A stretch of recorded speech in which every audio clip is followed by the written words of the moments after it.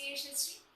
Free course দেখতে গেলে YouTube চ্যানেলে গিয়ে HeadFree একাডেমি নামে আমাদের একটা ইউটিউব চ্যানেল রয়েছে, সেখান থেকে গিয়ে সাবস্ক্রাইব করতে পারো, বা HF একাডেমি নামে আমাদের অ্যাপ্লিকেশন রয়েছে, সেখানে রেজিস্টার করে আমার ভিডিওস বা আমার লাইভ ক্লাসেস জয়েন করতে পারো, বা আমাদের একটা ওয়েবসাইট রয়েছে hfacademy.in নামে, সেখানে গিয়ে সাবস্ক্রিপশন নিলে আমি খুব শীঘ্রই তোমাদের ক্লাসেস স্টার্ট করে দেবো।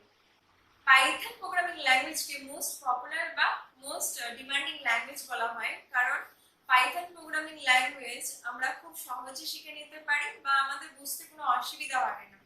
পাইথন প্রোগ্রামিং ল্যাঙ্গুয়েজকে যদি আমরা অন্য কোনো ল্যাঙ্গুয়েজের সাথে আমরা যদি কম্পেয়ার করি, তাহলে পরে আমাদের বেশি কোড লিখতে লাগে না, কম কোডে আমরা আউটপুট এক্সিকিউট করতে পারি।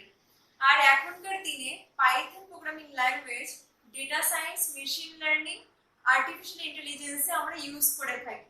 আমার ফুল কোর্সে থাকবে থিওরিটিক্যাল আর প্র্যাকটিক্যাল সেশন। তো প্রথমে আমি বেসিক্স দিয়ে স্টার্ট করব, কেন কি এই কোর্সটা পুরো বিগিনার্সদের জন্য। তো প্রথমে থাকবে basic concepts in Python. Basic concepts গুলো কি কি সেগুলো আমরা জানবো।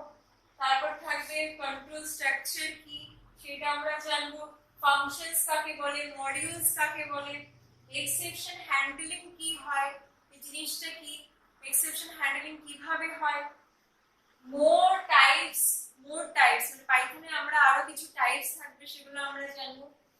ফাংশনাল প্রোগ্রামিং জিনিসটা কি, object oriented programming language, object oriented programming মানে আমরা পাইথনকে আমরা অবজেক্ট ওরিয়েন্টেড প্রোগ্রামিং কেন বলা হয় সেই জিনিস জানবো।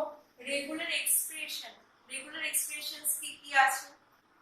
কোর্সের শেষে কিছু আমরা প্রজেক্ট তৈরি করব, যেখানটায় create GUI graphical user interface বানানো শিখবো, আর একটা বেসিক ছোট প্রজেক্ট বানাবো বিল্ডিং ক্যালকুলেটর তৈরি করা আমরা শিখবো, যে ক্যালকুলেটর কিভাবে তৈরি হয়।